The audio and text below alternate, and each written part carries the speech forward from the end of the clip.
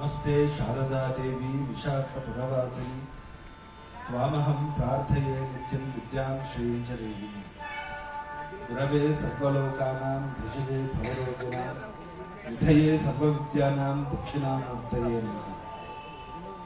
अस्मद्गुरुचरणारविन्दाभ्यां नमः। ఈరోజు చాలా దివ్యమైన రోజు।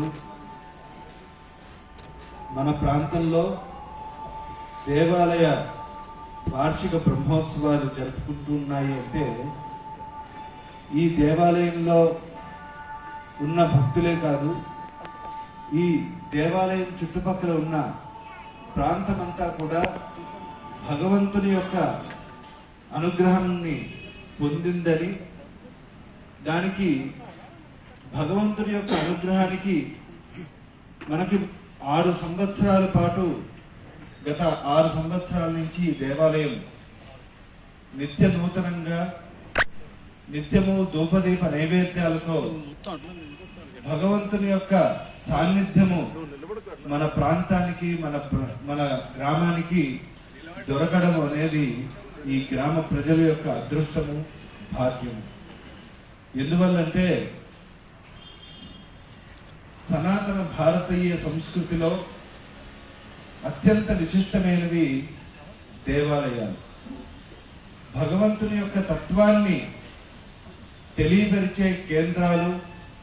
హైందవ సంస్కృతిని నిత్యము మనం ఏ రకంగా మన జీవన విధానంలో పాటించాలి అనే ఒక కేంద్రంగా ఈ దేవాలయం అభివృద్ధి అవుతూ ఉంది।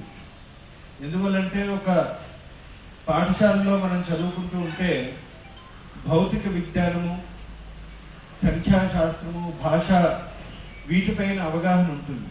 కానీ మనలో ఉన్న ఆధ్యాత్మిక శక్తిని పెంచాలన్నా, భారతీయ తత్వాన్ని తెలియాలన్నా, సనాతన ధర్మాన్ని పాటించాలి అన్నా దానికి పట్టుకొమ్మలుగా దేవాలయాలు ఉండడం అనేది మన పూర్వీకులు మనకు అందించిన గొప్ప సంస్కృతి।